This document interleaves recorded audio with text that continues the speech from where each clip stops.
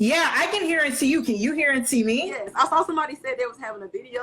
Yeah, I was worried about that. I was like, am I the problem? Am I the drama? I'm Lo Harris, and you're tuning into One-on-One with Lo, where I bring in folks from various creative communities to engage in uplifting conversations around how we can show up in our work as our authentic selves. Enjoy the conversation. Hi, how are you doing? I'm good. How are you?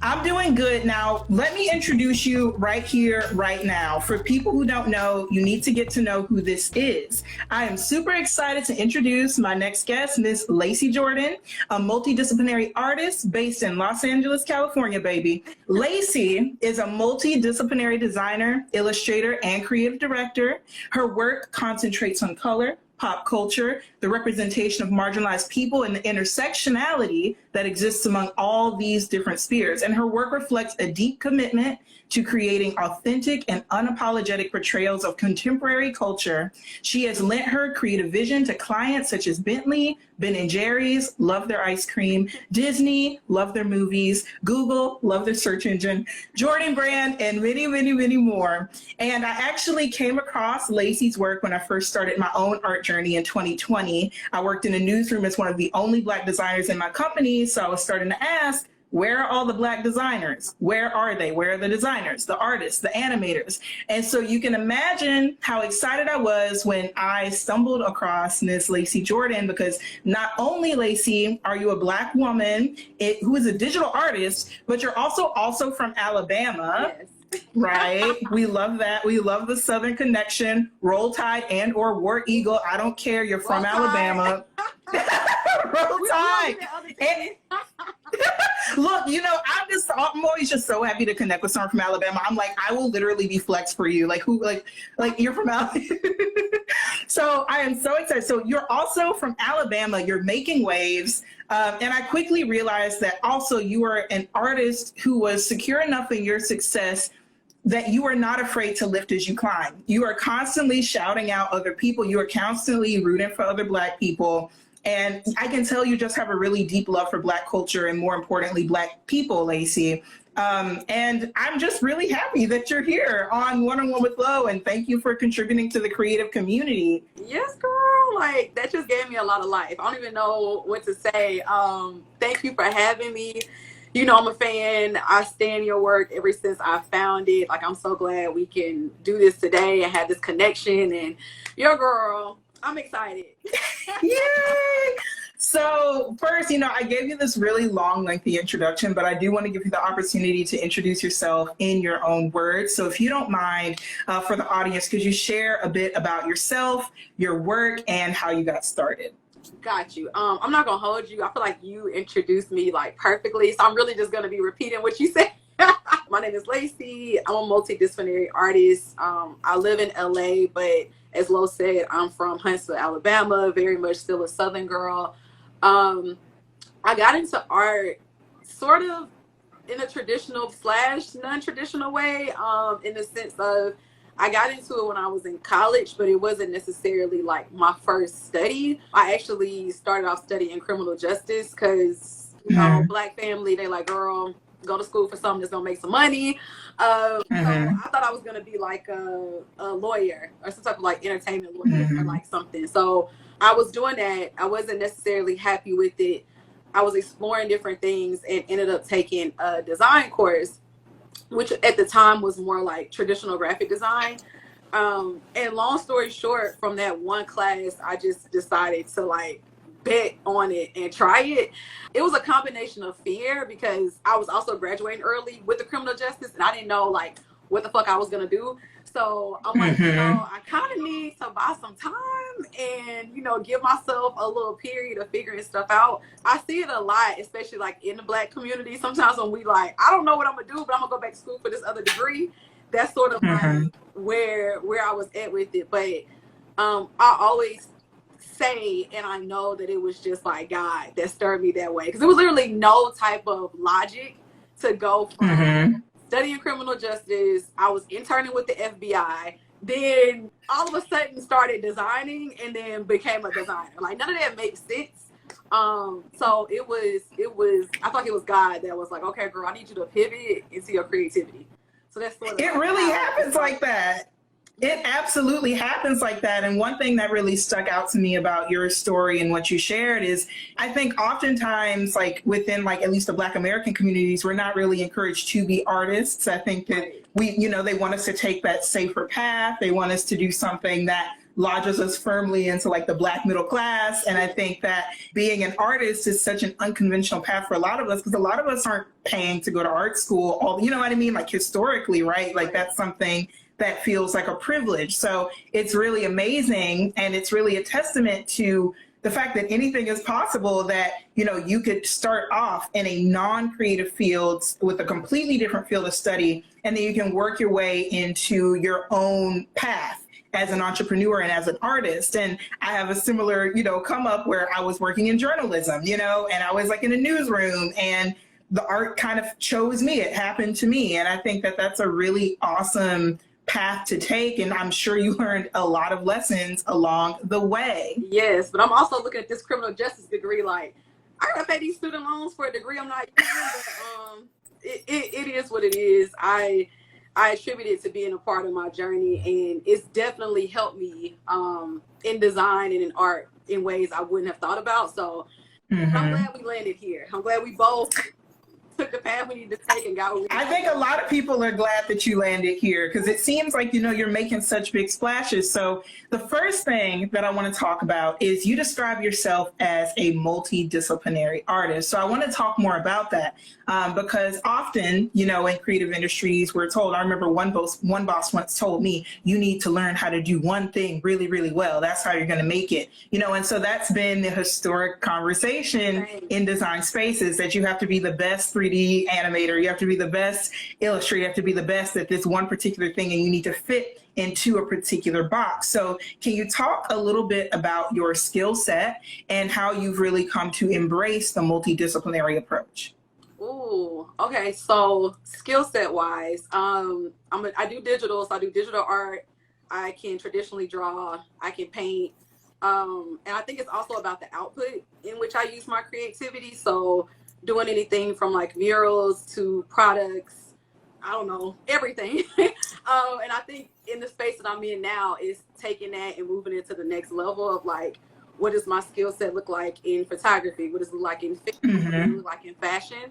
So that's sort of why I consider myself a multidisciplinary artist. From the start of my creative career, I was never satisfied with doing one thing. And I heard all the things that you mentioned. I had people tell me like, okay, if you're doing graphic design, then you need to focus on certain programs. If you're in a space where you're pitching, then you need to know certain things. And at the time, that sort of deterred me from investigating. I got a lot of stories about how people try to play me.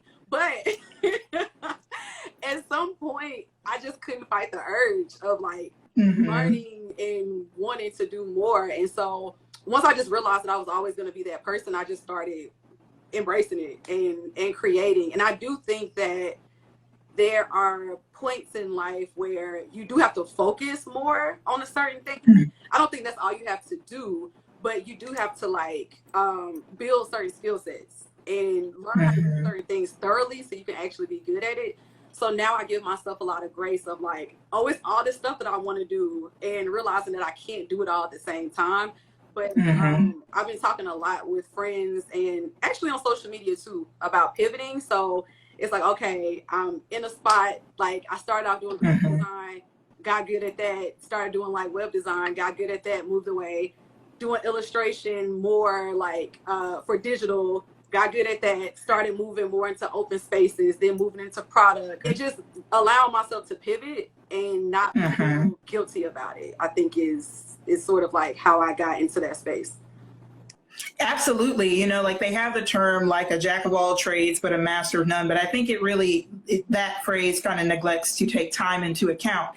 And I find that, in my own multidisciplinary pursuits, when my original background was in writing. So being able to be a strong writer has really helped me a lot in terms of communication and in terms of talking about my work, and even in terms of the way that I conduct myself in interviews, right? And so when you also have like different experiences with different parts of the creative landscape, it makes you a much better collaborator as well. I find that my animator friends love when I work with them because I'm trying to step a bit away from animation on my own time, and I'd like to outsource that through some of my friends. But because I have this background in animation, I kind of know, okay, what's going to get under an animator's skin? Let me arrange my files in a particular way so that my friends don't die.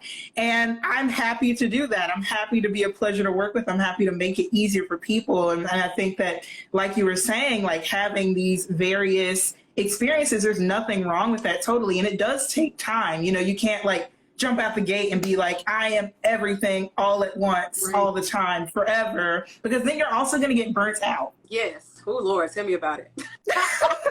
You're going to get burnt out. You're going to be like dissatisfied, and you're just like, oh my gosh, like, where do I even go from here? And so I do think, you know, do you have any other like advice for aspiring multi-hyphenates and how they can more strategically, I would say, approach balancing their multiple skills successfully?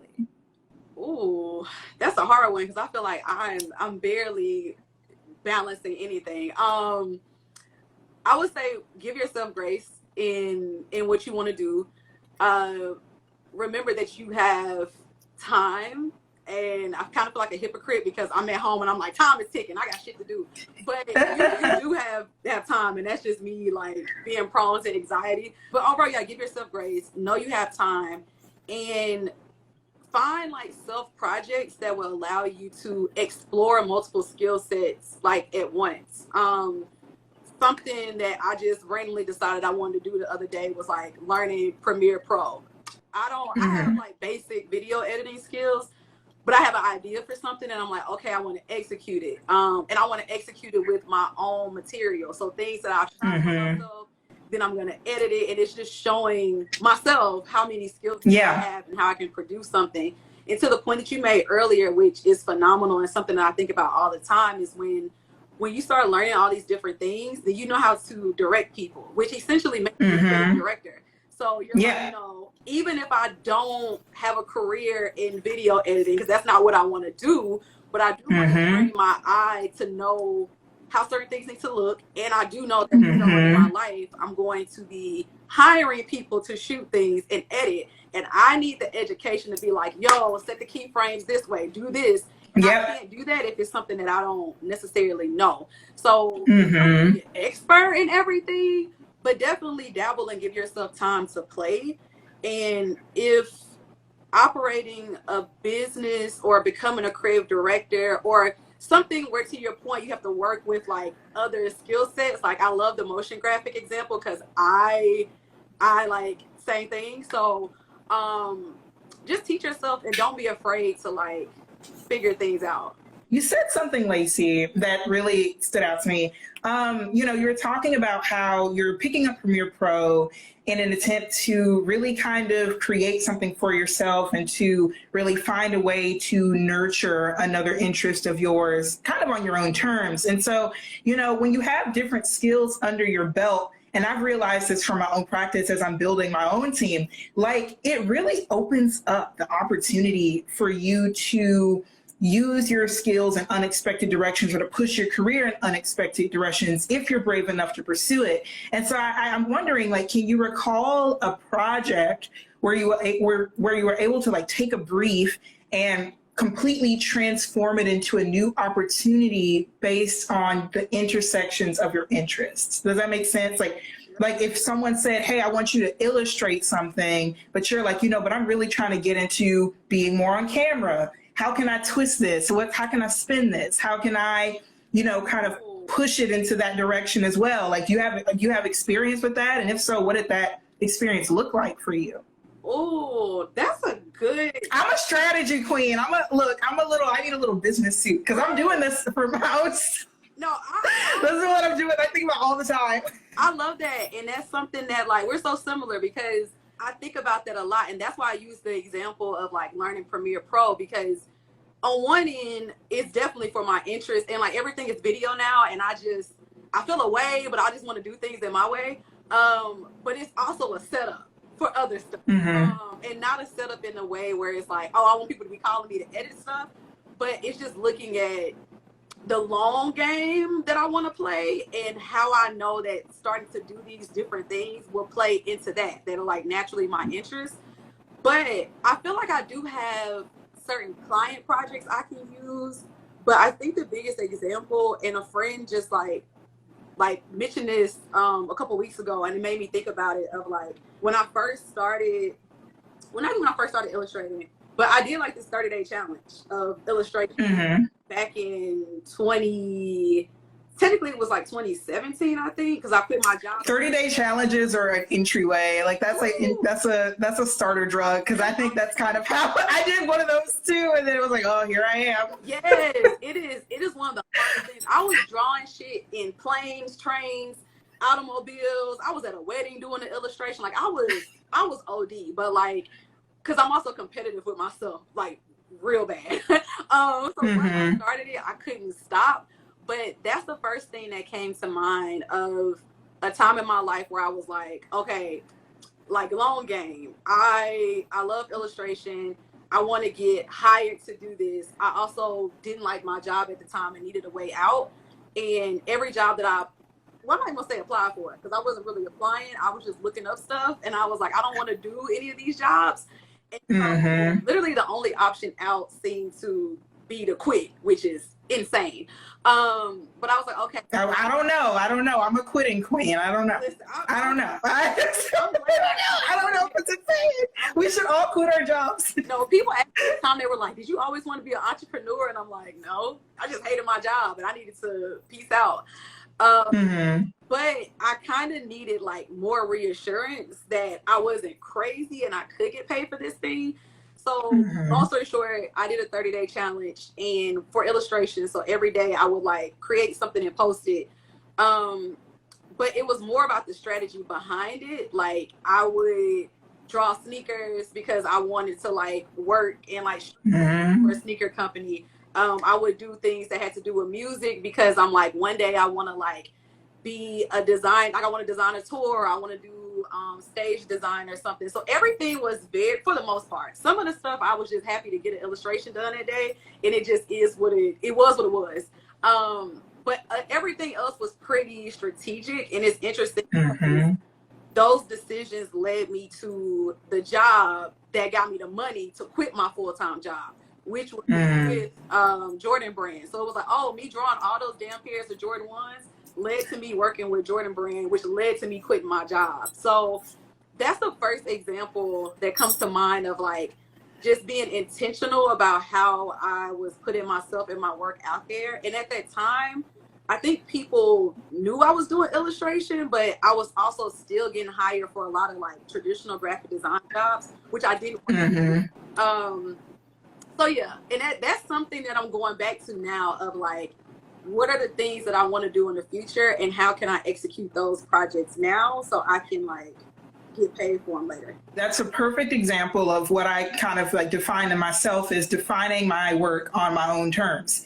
I sit down and I say like, all right, like you need to literally as an artist hold people's hands and tell them like, this is what I'm about, this is what I'm doing, regardless of if a brand is paying you for it. You know what I mean? Even like the formation of One-on-One with Lo for me I wanted to be on camera because I was told by a man at my job that I didn't have the look for camera, you know, when I was working in journalism, you know, which is racism. But I was like, no, my brown behind is going to be on camera and I'm going to talk and I'm going to use my voice and I'm going to do it on my own platform. And so doing things, starting projects for yourself is like integral in really kind of telling people, tell them who you are, show them who you are, literally, and they will follow because when they see that party popping, the party you made for yourself, they want to get it, they want to come in the party, they want to join in. Exactly. And I commend you. I gotta give you your flowers for a second. I commend you because with every trend and every change that I've seen happen in media, like you're on it. Like now that I know that your desire was to be on camera, everything makes so much sense because I love like the reels that you put out, how interactive you are with everything, girl. Like you doing it. You doing it. I gotta give you your flowers. I'm just, you know, your resident friendly Black hottie trying her best and having a good time. Okay, so this is me giving you your flowers. So I'll take them. Thank you. But let's talk about building community around your work, because you've had some pretty amazing collaborations over the years. And as an independent creator, you know, there are a whole bunch of other independent creators who maybe don't have, you know what I mean, any idea where to start. And they're looking like, well, how did you get from A to B? And like, how did you get to Z? And so, you know, even I know all too well, like how isolating a journey like that can be, because nothing is really laid out and defined. Like there are all these trade secrets that people have that you eventually figure out yourself, because nobody wants to share anything, because everybody's a gaslight gatekeep girl boss. Could you tell us a bit more about the people who have been in your corner along the way? Like, can you tell us who makes up Team Laci? And that can be open-ended to, you know, not just who you literally work with, but family, friends, collaborators. I mean, tell us about the community that surrounds your work and kind of enables you to have, you know, to really push forward and to really break boundaries and do new things. Oh, girl, that's a good question. It's interesting because I had the same experience of, you know, sending a lot of cold emails, trying to get answers, trying to get mentors, asking like, what's the tea? And with the exception of maybe like one person, never got a response. So for the first part of the question, that's why I am so much like an open book when it comes to just art and design and the things that I've learned, is because I'm literally figuring out this shit day by day. I don't know anything. I tell people all the time, I have no idea what I'm doing. I'm figuring it out each day, and I want to share that information because I don't want somebody else that looks like me to have to struggle like as much, or try to have to like figure out all these things when it's like, it's not a private, like, I don't know, it's not a private thing. You can share it. You're not in a way. Like if you're securing your work, you can share it. Yeah. No, I'm just going on it's okay. Because I really feel a way about that. Like, yeah. As you can tell, like I'm like literally out for blood. So it's okay. So like it's so always, even people listening, like email me, hit me. It might take me a while to respond, but like I'm super big on that.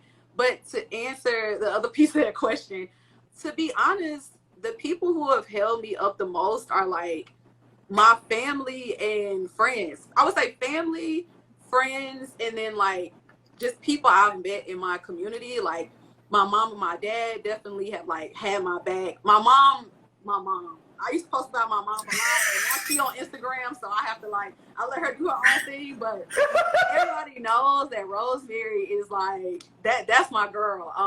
Her name's Rosemary? Yes. I love that. Me way more than I believe in myself. And I think that level of like faith, she's been like that since I was a child, of like literally thinking that I can do the impossible. Like when I moved here, she was like, girl, I see you on billboards. And I'm like, sis, I'm designing logos. Like, relax. Well, she wasn't wrong. She knew. She saw the vision. So parents, my friends, I'm blessed to have an amazing tribe of friends who always believe in me. They root for me. They love me. They accept me in all of my extraness and figuring things out. And in community, I think from showing up very authentically and really just being myself, I don't know, I've just gathered this group of people, even online, who don't even know me like that, who say my name in the rooms. And it happens a lot.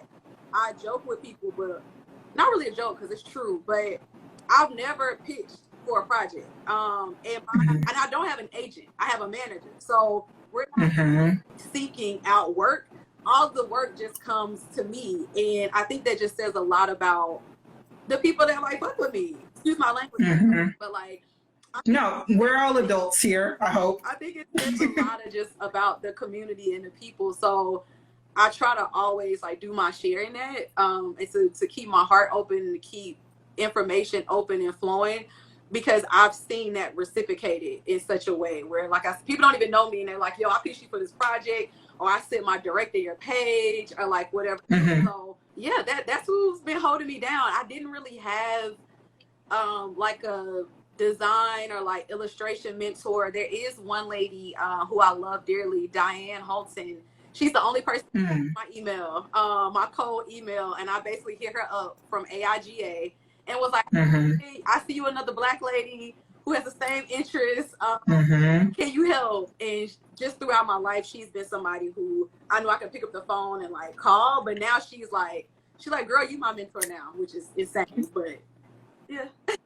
I love that. No, I mean, that's how it should be. It took me a while. Like when I first started, I felt incredibly like, oh, alone, you know, like, and there were like all these like, you know, people that I would see with these pages. Like I was discovering all of these like Black artists, especially the Black women artists. And, you know, not all of them were receptive, which is okay. You know what I mean? But I would literally be like, oh, like, this is cool. Who's this? Wow. Like, and I'm following all these people and I'm ingesting all of this content.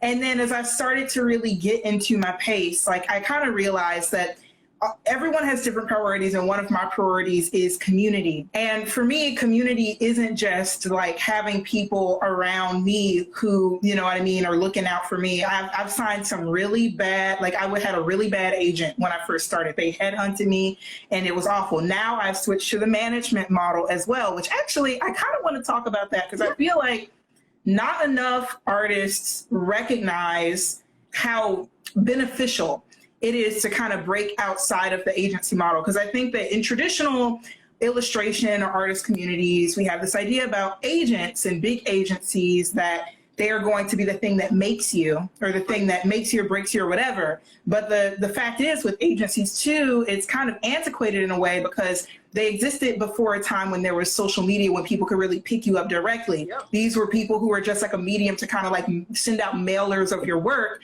And so now that we're in a social media age, now they're kind of in this precarious position where how relevant are these big agencies now, and like how impactful are they in really building careers for illustrators, especially because it seems like they have two clients, the artist Yep. and the brand that they're trying to woo so that they can keep them in the family of sharing their other artists with them and get their bottom line met. So I switched to the management model recently, which has been like completely life-changing because now I've built a team around my work. I have a creative producer, I have my management, and this is a person who previously wasn't even really managing, but they were someone who really believed in my work, and everyone is willing to do the homework. And that completely transformed the way that I'm approaching clients or the way that I'm approaching collaboration. So can you talk a little bit about, I know you've spoken before about your partnership and your relationship with Inside Projects Co., right? And I saw you post a story about it, and it seemed like it was just this wonderful pairing, which from what I understand has developed quite naturally and kind of unconventionally. So talk about that relationship with Inside Projects and how their support might differ from traditional rep agencies. Got you. I love that because I want to talk about this more because I think it's one of those things that is very like gatekeepy and like people try. Yeah. And I understand people are kind of scared. I think they think the hammer's going to come down on them if they say this is predatory. I don't really care, you know, but. And I'm going to be honest and say, I don't even know, like to this day, I don't know a lot about the ins and outs of like being signed to like an illustration agency. And I used to work at a talent agency, so I get how it works just as a model.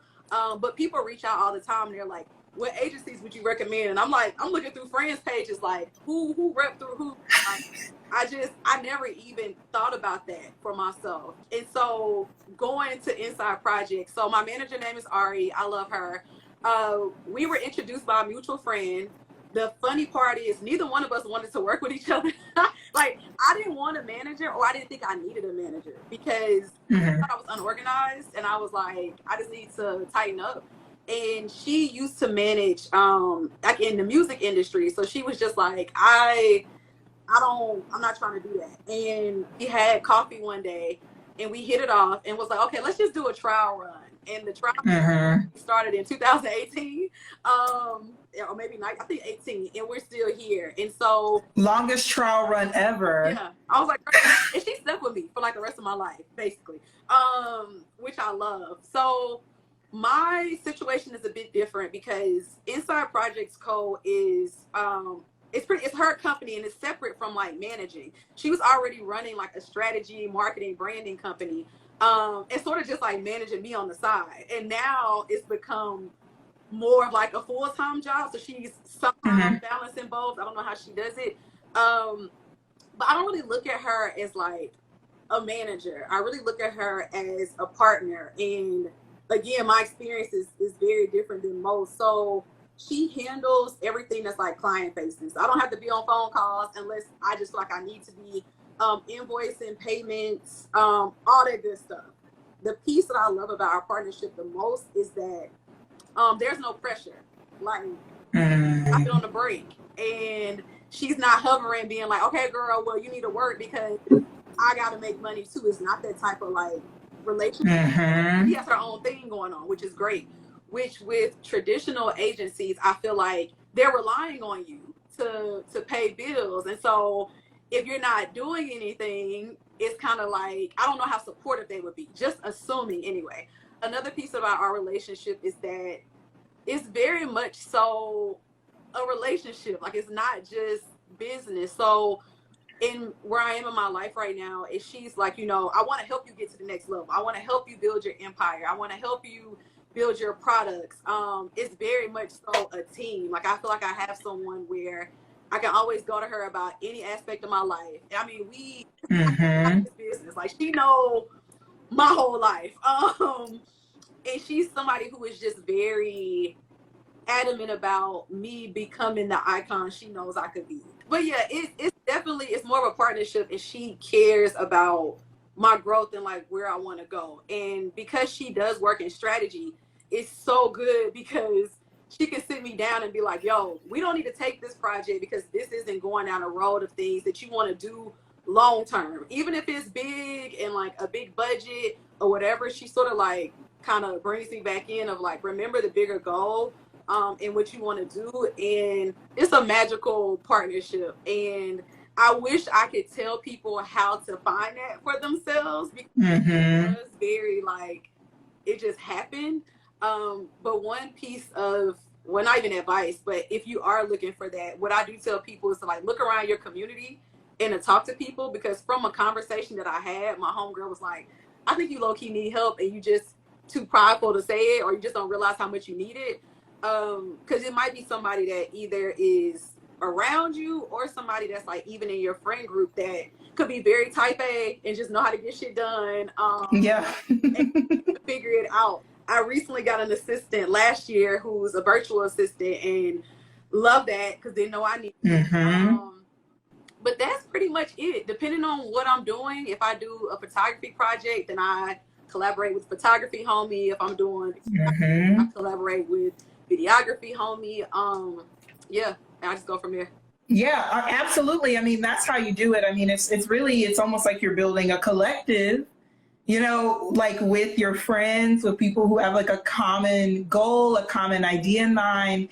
And I think this idea of collectives is like so important, especially if you can find ways to make it feel like inclusive. Because I know sometimes then collectives get like, woo, like really big and people, it's kind of intimidating to approach. And do you have any other words of wisdom for artists who are interested in building or even joining existing creative communities in the design or illustration industries? Because I know sometimes it can be like, you know, you talked about, you got cold emails, you got, you know, like you got cold shoulders, you got so, you know, people who maybe like weren't as receptive to it, and you have to kind of pick yourself up and keep on keeping on until you found a tribe that matches your vibe. So any other lasting advice about that for artists? So the first is look within your community, and dig into that first. Two, and this kind of feels hard to say because I know every situation isn't my situation, but you may not need what you think you need to get the job done. A lot of people are like, well, I need someone to get me these jobs. And it's like, do you? Or is it something that you could do on your end to further like put your work out there, or further like investigate the certain things that you want and try to like tap into whatever that is? Because I go back to that 30-day challenge and I didn't have any connects outside of like, you know, like social media, but it was just, I was just consistent shit. And I think that's like one of the pieces of it, and one of the hard parts that people don't want to hear is that it's literally no way around hard work. I did a speaking thing one time and the girl was like, I don't want to stay up late, I don't want to stress myself out. And I'm like, oh, I hate to break it to you, but you don't have to. Like, it doesn't have to be to the point of like destruction. or like deter your mental health, but you do have to put that work in. So don't be discouraged if these big platforms or agencies aren't giving you the communication that you want, and just know that you have the power within yourself to get stuff done, because we're not signed to no illustration agency or nothing. These things just come and they flow. I think that's like just the receipts of putting in work for so long.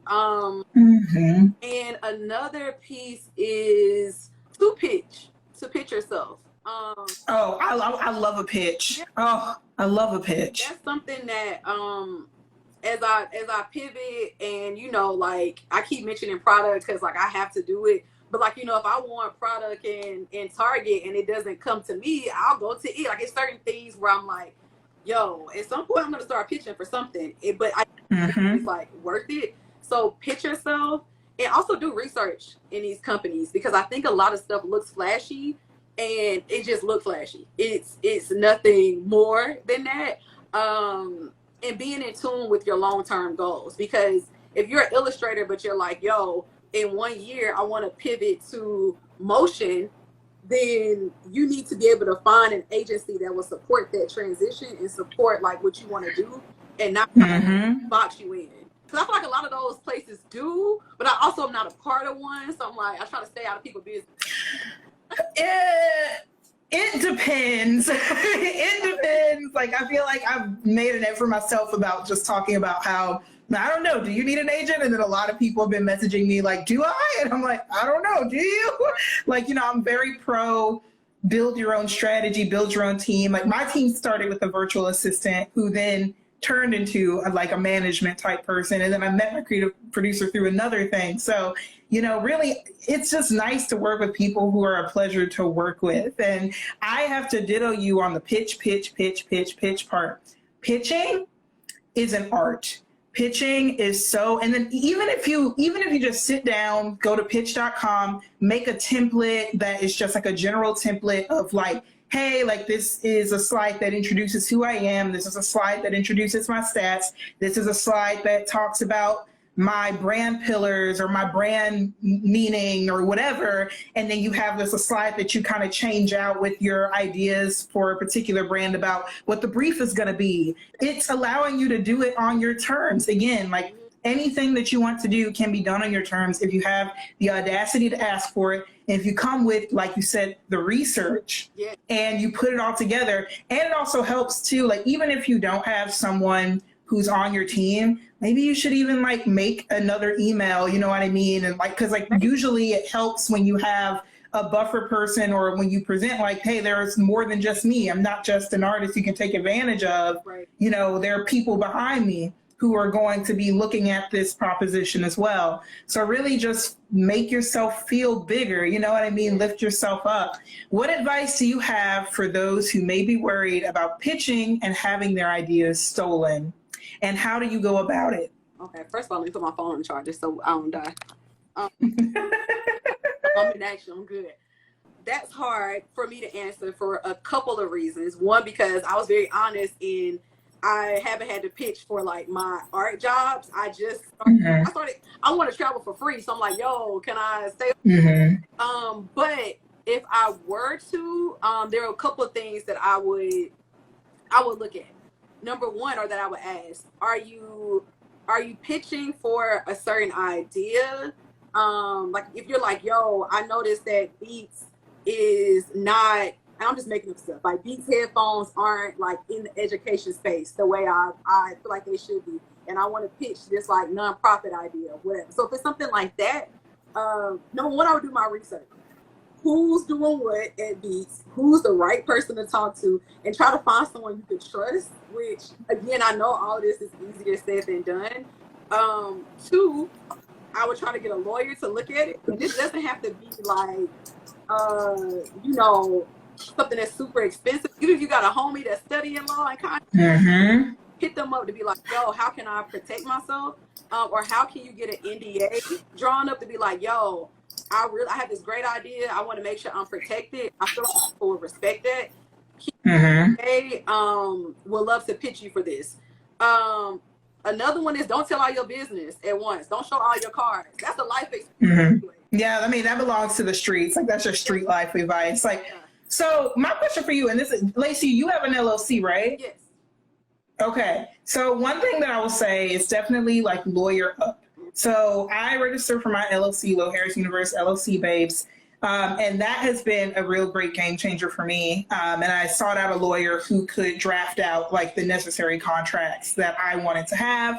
And so even, you know, especially if you have an LLC, although I'm sure, you know, you could probably do this just on a basic intellectual property level, you know, even just having a watermark, or not a watermark, but just a little statement in the pitch itself that literally says all materials in this presentation are shared in confidence and should not be shared, copied, or repurposed without explicit permission from Low Harris Universe LLC. That is enough for me, because already I have sent you, like when I'm done pitching to you, I've sent you this document. It is on the books that I've sent you this document.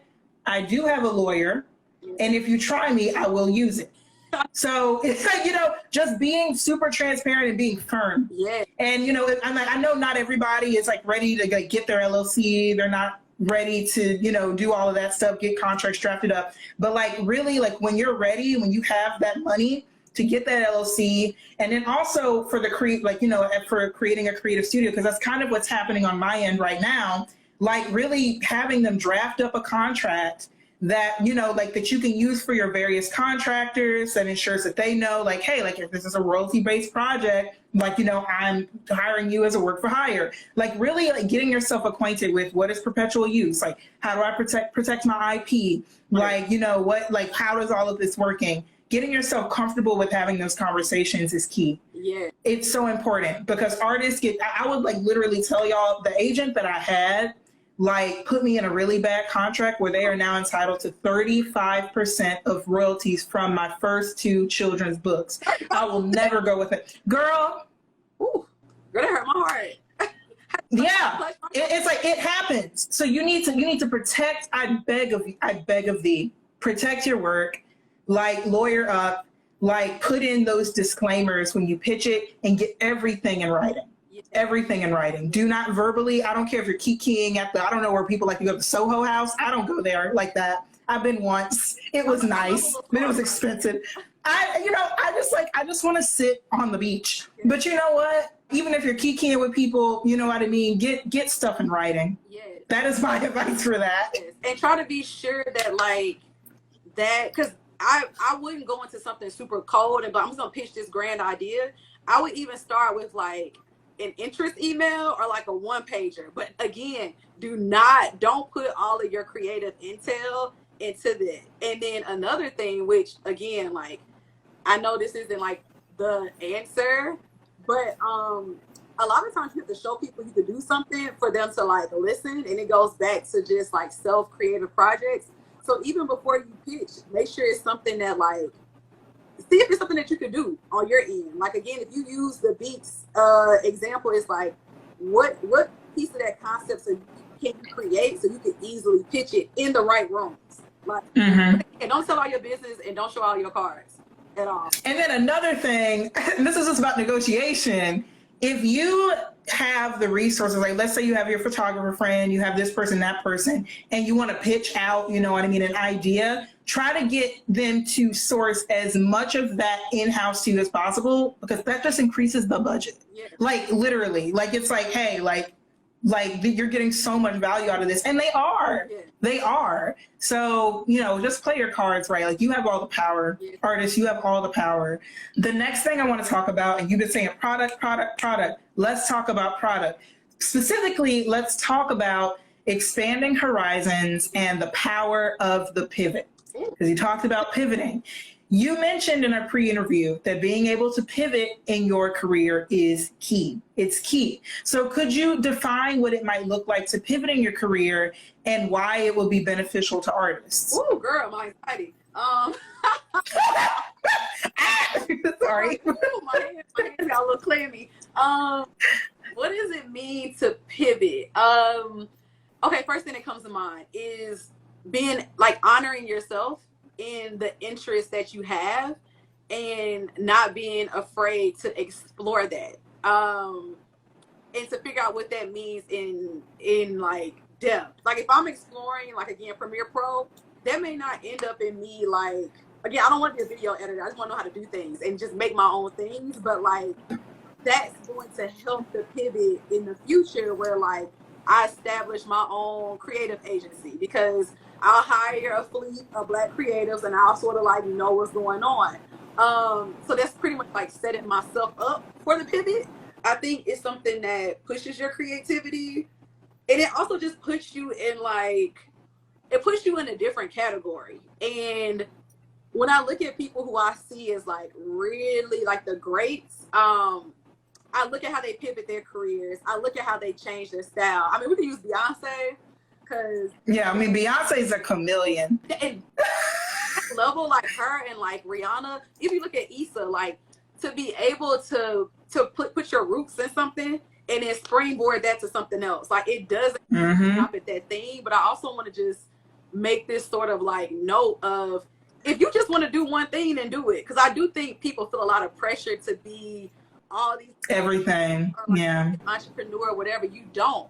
But for me and like my dreams, it's like I never went into my creativity just being interested in one thing. And like even in college and taking classes, it was like, oh, I had to take photography classes, I had to take studio classes where I was like building things in a wood shed, which is actually what I want to go do now, is like build things with my yeah.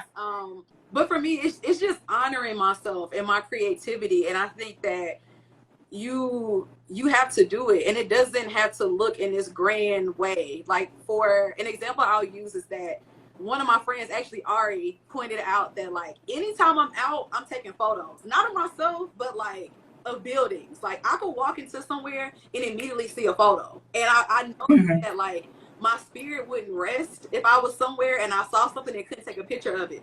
And when I go through my camera roll, I'm like, nature and spaces and places obviously is something that I like. Years in my camera roll of like these photos, and I'm like, this is obviously something I like to do. I don't feel comfortable calling myself a photographer because I don't know. So that's my own thing I gotta like work through. But I do know that's an interest to me. And when people ask me about like, would you ever make a coffee table book of illustrations, I don't really have a desire right now to do that, but I would make one out of photography. So that just lets me know that it's something about that interest that I need to pay attention to. So like, I just honor myself in doing that, of like, yo, don't feel embarrassed when I'm at the restaurant and I'm like, yo, I see some fire ass lights that I need to take a picture of. I've been making more like mood boards. I made a second Instagram page. It's in my bio if anybody care. Link in bio. Yes, it's 5.5 that's what it's called. But I needed a space where I just didn't care about anything. Like, it's not an algorithm. Like, I don't care about nothing. I could just let loose on my camera roll and like help me build my visual eye. And so now I can see everything at once, and I'm like, yo, I'm really cold at taking pictures of colors in this way, or just position of this, or like I just understand my eye more intensely. But I would have never gotten there if I didn't honor the idea of pivoting and learning and doing something new, and honestly not caring about the fact that people don't know me for a certain thing. And to a couple of points that we've made earlier, even going back to pitching, it's like, okay, if I know I'm pretty cold at taking photos of certain things, and I know I love to travel, now I'm like, I'm about to pitch myself for things to travel for free, because why not? I just got an email back today from one of my favorite hotels in Cabo, and they're like, yo, actually we want to work together. So I'm like, boom. So now instead of me having to be like, oh, I'll do an illustration, it's like I can offer up my taste level in the ambiance as a service too. And also kind of just putting it out there for people. Whenever I do travel, like I take a lot of photos of spaces, right? So whenever I use the photos that I took from Cabo Nobu in my pitch to basically was like, yo, I've been there, done that, and I know how I look, and I can execute this in a different way if y'all just put me up for free. Yeah. No, I mean, literally, you literally take, it's like propagating a plant. Yeah. It's like literally propagating a plant. You have this plant, you cut off the leaf, you say, look, I already have this, let me grow another plant. You know, like it's nothing new. It's not like you're not going buying new seeds and starting from scratch. Like you literally already have the stuff. It's just a matter of filling your garden up. And it's crazy that you haven't really talked about this yet, because like I was asking this as a lead up for you to be like, actually, I pivot. I've been pivoting since whenever. I recognize, I've seen you pivot already in action just by seeing how you've used art as a vehicle towards lifestyle influencing, even with an already large audience. Like, you know what I mean? I was peeping like, okay, like, oh, we're getting into working out. Couldn't be me, but I love that for you. And so I'm wondering, like, how did you approach that shift, and did you feel any pressure to stay in your niche? I do feel pressure. Well, not pressure. I just think that it's scary. It's scary to think about, like I mentioned, if I do start doing more photo work, or if I do more like video or whatever. But I have to ask myself, like, what's scarier, me not honoring myself, or like me giving a fuck about what people think? And that's really what it boiled down to. And it's just like, at the end of the day, I don't care that much. And I care more about myself in a very selfish way. And I also realized that, and I like your garden metaphor earlier, because it's like, you plant this garden and different things sprout from it, but it's never the same thing twice. And so I don't think people should feel like somebody should continuously be doing the same things over and over. And so for me, it's just like, you feed the streets. The streets, you give them. If I wake up tomorrow and I'm like, oh, now I'm a fashion girl, and I start hitting it with the fits, you can't say that I'm not. Like, you can't argue with me about it. If Beyonce woke up and was like, you know what? If Beyonce wanted to be a librarian, everybody would have a library card. Yeah, y'all gonna read the books. And that's just like what it is. And I think it does take some, like, you gotta shove it down people's throat of like, yo, this is what I'm doing. But I do believe that for both of us, the foundation we've created in our creativity is what launches different things. Like, I consider myself an expert in color and understanding color. If I can take that expertise and lend it to like furniture design, that's still in the land of Laci, but just like a different piece of it. And this is like a whole, I have this whole thing I've been kind of like coming up with. I feel like I've talked about this a couple of times, of like, so Laci land, which sounds so crazy. It sounds insane. Look, I have the Low Harris universe, girl. So if you crazy, I'm crazy. Yes, but I love it. I guess we both crazy. I love it. Yes, we probably are, but like, I feel like everybody kind of, it's a good way to see your whole universe of things. Exactly. It's not, if I have this world that is rooted in me, all these other things are just like planets in my little solar system. And it's okay to like dabble and like go between each one. So there is a lot of anxiety, and I think that's more so me hoping that I can do these things and not quote unquote fail. But I also think it's like what I make it. So you're essentially, you tell the streets what's happening. You know what I mean? Like, you're dictating, you're in the driver's seat. Right. And you're literally just, and then, you know, one thing that I've been thinking about a lot for myself is, as a creator and as an artist, like really kind of working my production into seasons, where it's like, okay, in this season, you're going to get artwork from me a lot. Right. But in this season, you're going to be seeing some interview content. In this season, you're going to be seeing some educational content. And the thing is, I can stop any of those things when I want to, because I'm a human. Like, your work should be able to grow alongside you. Right. You do not have to reproduce the same thing over and over and over, because that's taken away from your artistic spirit. And if you don't have your artistic spirit, you don't have anything. You have nothing. You're empty. They've taken from you. So I am completely 100% down with that, what you're describing. And I do have one more question on the docket. In the pre-interview, Laci, you talked a bit about I asked you about upcoming projects. Mm-hmm. And you said some very great keywords that have also been keywords in my own practice. You talked about launching your own products or even a creative studio, and you have discussed that a little bit earlier in the interview. Can you share a little bit more about this move and what's propelling you in that direction? Ooh, what is propelling me in that direction is I was growing stale in what I was doing. I don't think I know. I've been working my ass off for a while. And it was becoming to the point where like people were hitting me up about projects that were, illustration based and great projects. And my heart wasn't feeling like I was in it, which is also why I've sort of been on like a hiatus of just taking on client work.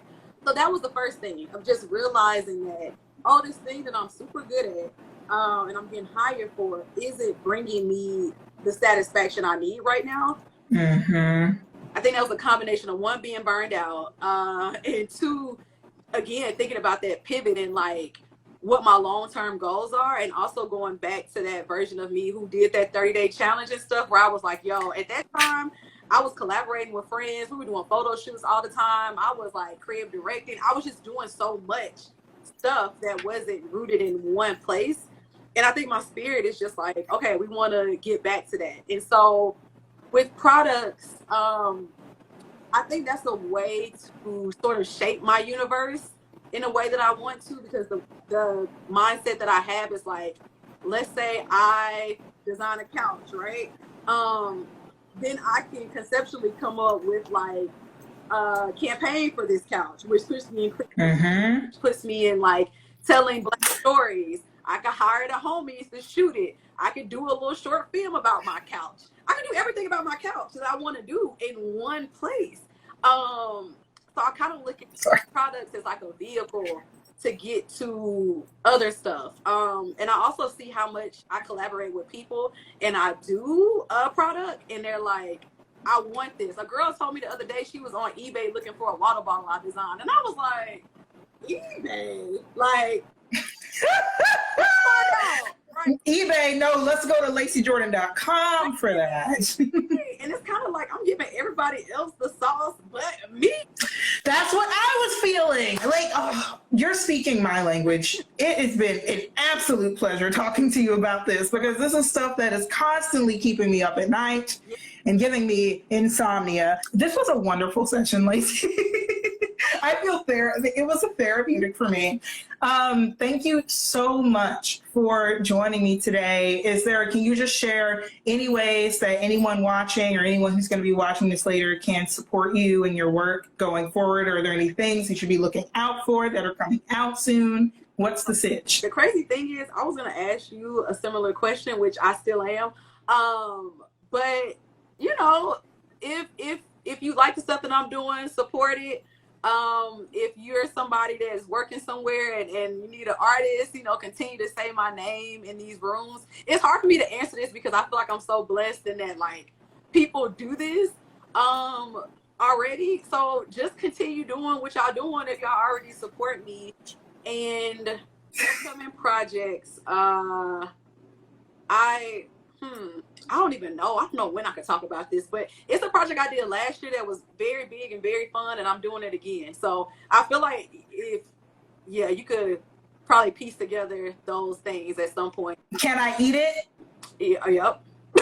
Okay, girl. That's all I gotta hear. Okay, I see you. Okay, all right. I know exactly what you're talking about. I'll be buying that flavor. That and like me getting my products together and just exploring different avenues of creativity is sort of where I'm located. Outside of creating, what's bringing you joy? Oh, I love that. The funny thing, it's so bad. It's like people ask you hobbies and your hobby be like work. But to be honest, taking photos has brought me like a lot of joy. Collaborating with friends and like just tapping into different forms of creativity. Like I just did a sort of like short film thing with a friend that has been very like inspiring for me to just do things that I normally don't do. And outside of that, really just living my life. Like I mentioned a few times that I've been on the break. of taking on client work, and within that break, I've just been giving myself space to explore, decorating my apartment, which I realized that I'm crazy into like architecture, interior design, being outside in nature. I go to parks a lot. I've become a hiking girly. Oh my gosh. I just got back from Cape Cod and I was like, I had my hiking boots and my swimsuit on. I'm like, oh, who is she? Oh yes, I'm outside, but not outside, but like I'm in parks, I'm eating a lot of good food to get my mind and body right, which has been like over a year long journey. But just being present. I think being present in my life and who I am as a woman has brought me a lot of joy. Laci, thank you so much for coming on today. For you. Okay. I'm listening. How can we better support you, and what do you need from us? Community.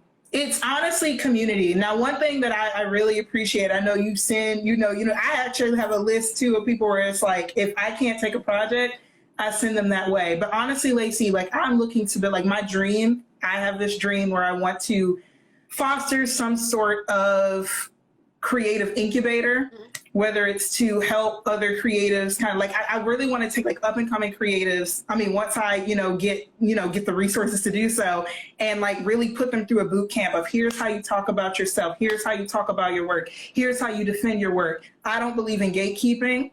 And I just feel like we could change the industry for everybody who looks like us, if we share and if we continue to support and continue to just like, trade information, share information, be transparent. If you have any questions about me and what my camp is doing, I will share it with you. Like, no worries, like just be open with me. And like, I am an open book. Like, I'm just so, just support me by supporting everybody. Like, honestly. How are you doing that? You're planting the seeds right now of like that incubation in the future. So I really want that. You're amazing. Thank you so much. Thank you everybody for coming on to this wonderful episode of One-on-One with Love. Thank you so much, Laci, for coming on. I'm going to message you right after this to thank you more in depth. And y'all, please follow So Laci Like if you're not already. Love you, girl. Thank you for having me. Bye. Bye. Hey, thanks for watching. Follow along for more inspirational content.